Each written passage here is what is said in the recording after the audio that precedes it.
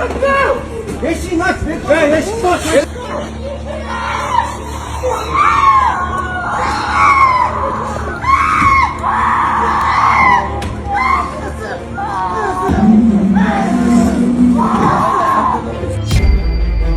Бишкек милициясынын башчысы аялдын өлтүрүлүшү боюнча айрым жагдайларга токтолду.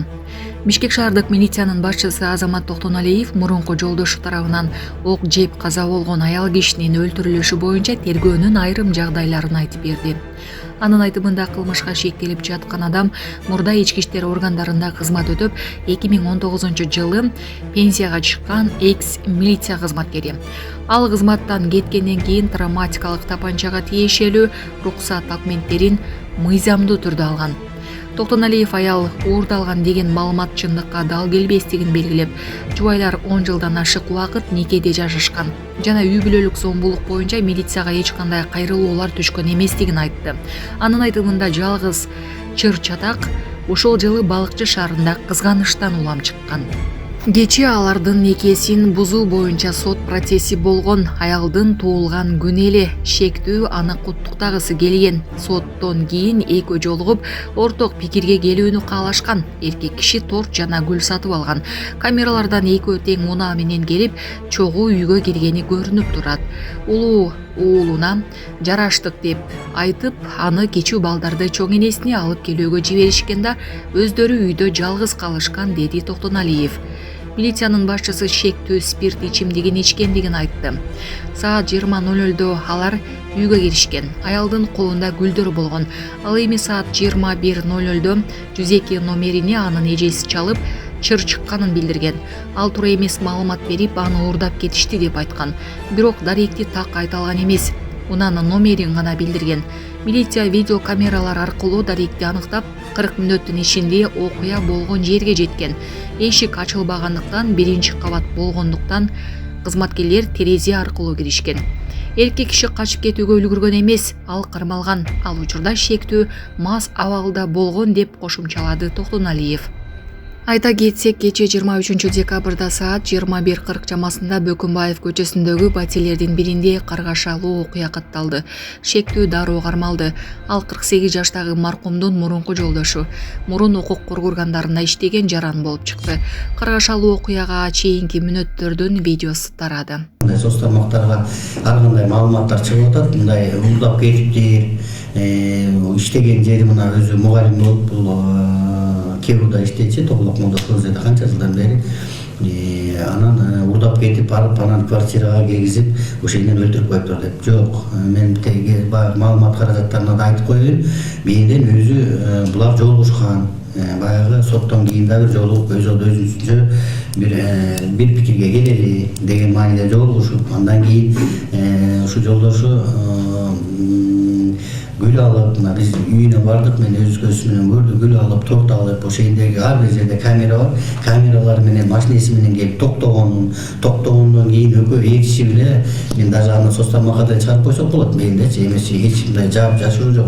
Чогуу кирип атышат, аялдын колунда гүл, күйөөсүнүн колунда тиги торт менен кирип үйүнө кирип атышат. Үйүнө киргенде баягы эң улуу баласы бар. Биз энеңиз экөөбүз пикирге келишпестик болгон, элдештик деп айтып, бала эми баягы өзүнүн кийинки кичирээк балдарын алып кел деп тайнесинин үйүнө жиберип атат, улуу баласын экөө калып атат.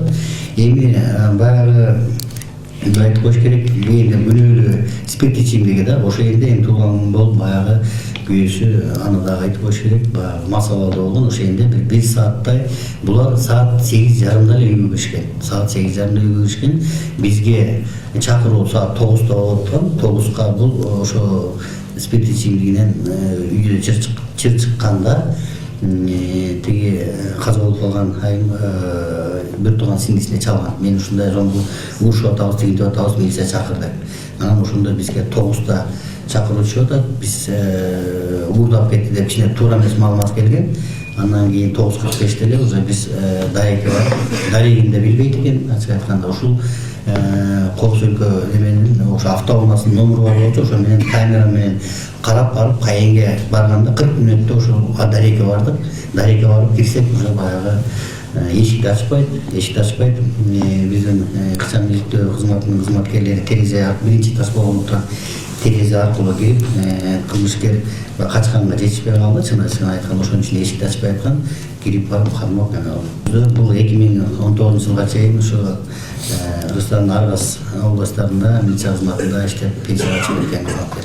Ушу 2019 жылы бизден милициядан кеткенден кийин ушу акцияны разрешениясы бар экен, автоматикалык пистолет болсоктор менен алган.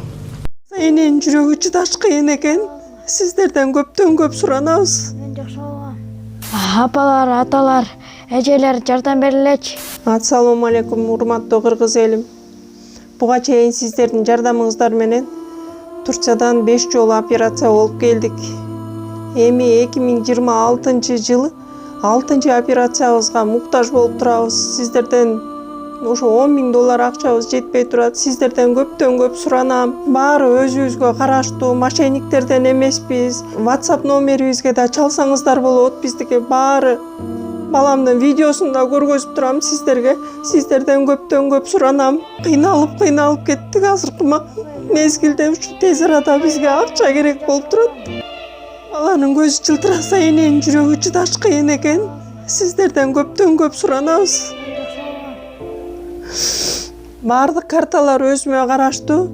Мбанк 210513 Жанаркүл Д деп чыгат. Россия өлкөсүнөн котором дегендерге Сбербанк бар, өзүбүзгө караштуу алдагы. Бардыгыңыздардан жардам сурайбыз терең ыраазычылык менен.